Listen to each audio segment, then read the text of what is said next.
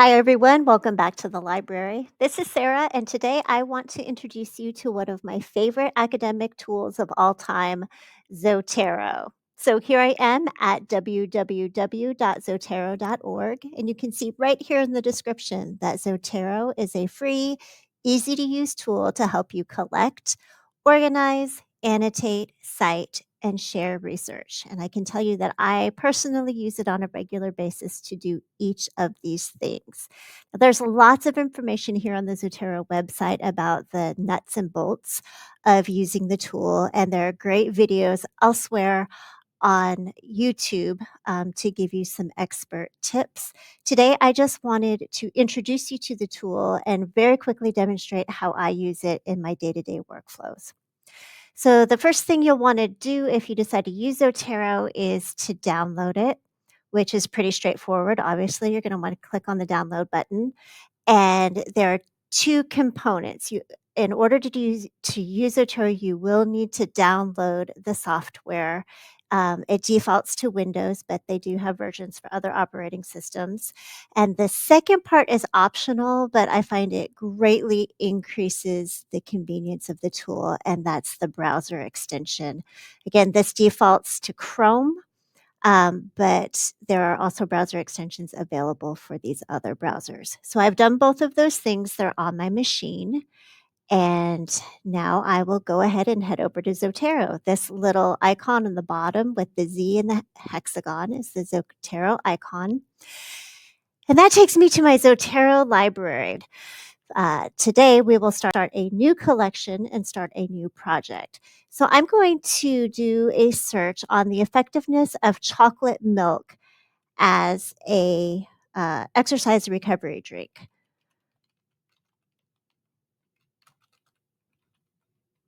Usually, I would just put the name in without these two letters, but I'm putting the AA in front of it just so it sorts in the library at the top of the page to make it easier to find.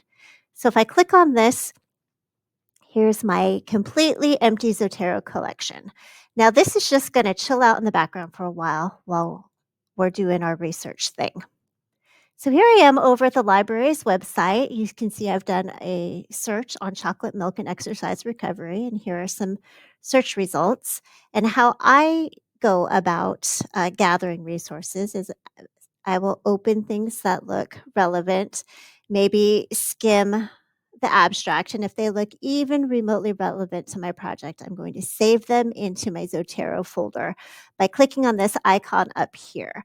This is the icon next to my extension icon. This is the link to the browser extension, and it's going to save to the most recent folder that I've been in.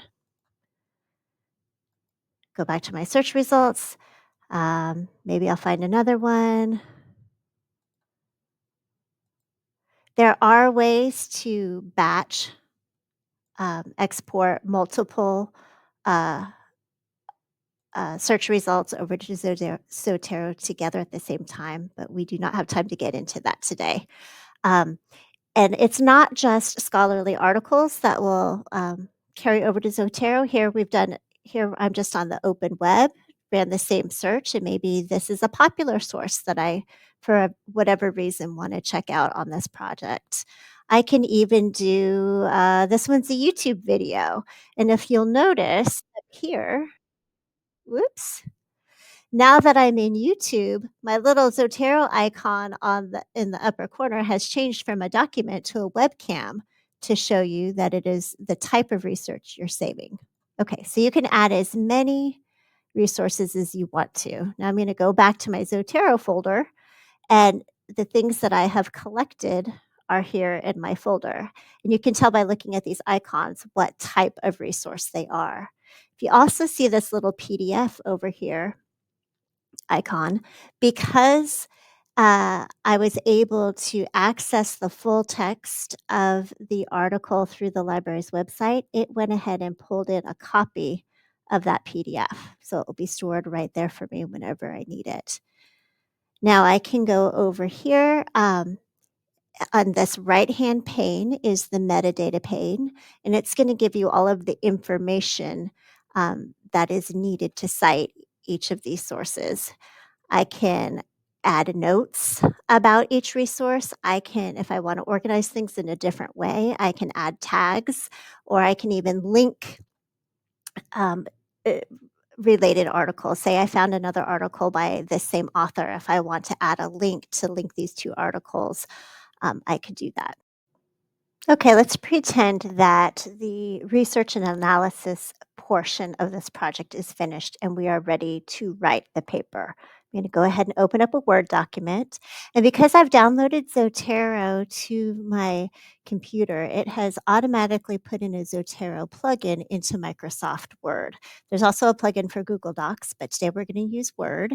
I'm in this tab and I'm going to go over to Document Preferences and set my style. This paper will be in APA 7th edition. You can see there are a lot of editions available to choose from, and you can even add additional styles at this link here. I'm going to tell it OK. So in the literature review, I'm going to summarize someone else's research. So I'll say this researcher found this thing, but I need to back up that claim. So I'm going to go over here to add edit citation. And I wasn't paying close attention to the authors of the resources that we pulled in, so I can search by title. If I just put in chocolate, we'll choose the first one. And it put in a properly formatted APA citation right there. We'll say, however, these other people found something else. And you can put in multiple citations at one time. So once again, I'll go over to add edit citation. Last time I searched by title. This time we'll search by author. Let me think of an author. Smith. I'm sure we have something by a Smith in here somewhere. Let's do this one. And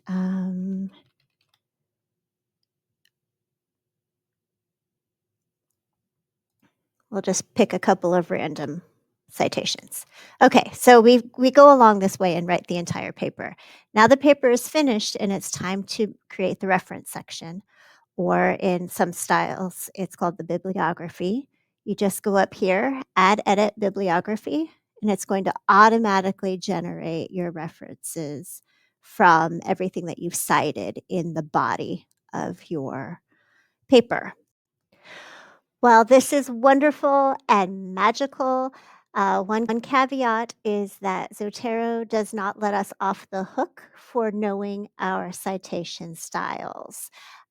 It gives us the building blocks of the citations, and it prevents us from accidentally missing references that we've cited in the body of the paper. It makes sure that they're all included here, but we still do have to know and check our citation styles. For example, in APA style, the titles of journal articles are in sentence case, which means just the first word of the title and subtitle, and any proper nouns are capitalized. The rest are in lowercase like this. So this is correct. But if you look down here, it put the title of the article in title case, which means it capitalized every word of the title. So we would want to go back and manually correct that.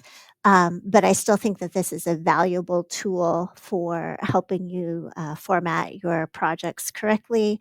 And I use it I especially love it for capturing and organizing all of my resources. So that's about it for this overview. As you can tell, I really like this tool. I promise you they don't pay me to talk about it. I just really think it's a valuable open source tool. If you have more questions about using Zotero, feel free to reach out to us at the library or check out the resources under the documentation or forum section at zotero.org. That's all for now, and I'll talk to you next time.